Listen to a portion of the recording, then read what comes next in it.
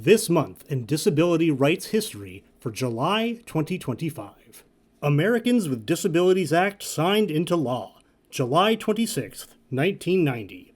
President George H.W. Bush signed into law the Americans with Disabilities Act, the most sweeping law banning discrimination against people with disabilities.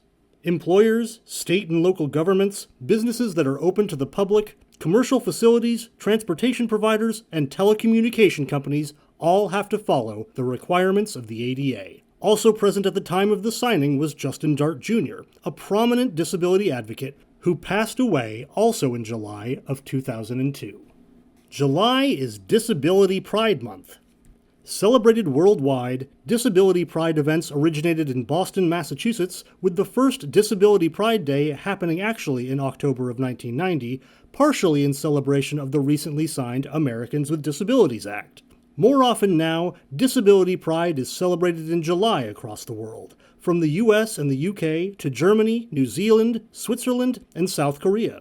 One of the largest and longest-running Disability Pride events is the Chicago Disability Pride Parade, the first of which had Yoshiko Dart, widow of Justin Dart Jr., as its Grand Marshal. Also in July is Disability Awareness Day, which falls squarely in the center of the month on the 14th. Ed Roberts is born, July 23, 1939.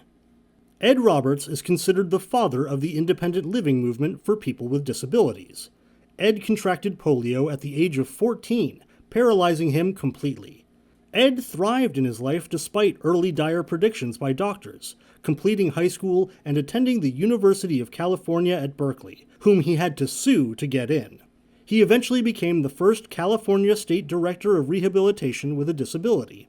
The independent living movement espoused the belief that if a person needs supports to live in the community, then these supports should be provided.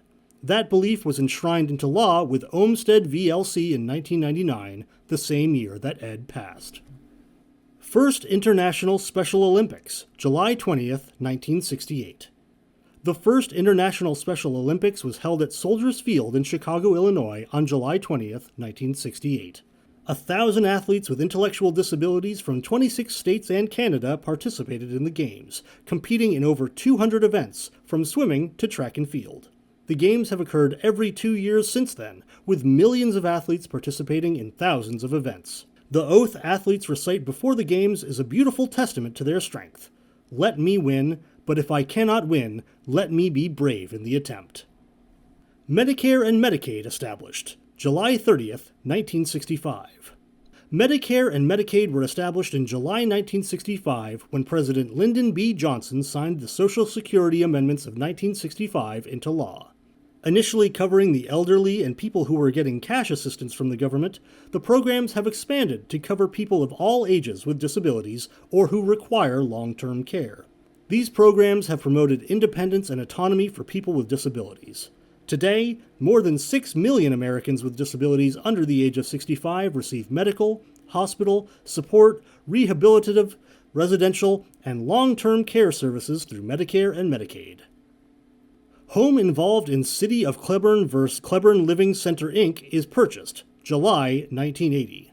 In July 1980, Jan Hanna, Vice President of Cleburne Living Center, Inc., CLC, purchased a home in Cleburne, Texas.